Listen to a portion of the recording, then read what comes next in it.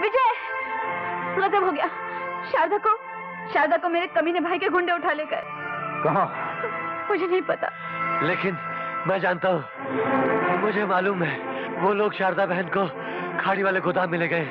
लेकिन तुम्हारी ये वक्त ज़ाया मत करो विजय भैया, जल्दी जाओ और शारदा बहन को बचा लो।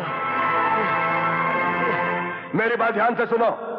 तुम अगर सफेद दुनिया के सिपाही हो तो हम काली दुनिया के राजा हैं, और राजाओं की चाल का सिपाही कभी मुकाबला नहीं कर सकता। तुमने मेरा ट्रक पकड़ लिया तो मैंने तुम्हारी दुखती रग पकड़ ली है। क्या?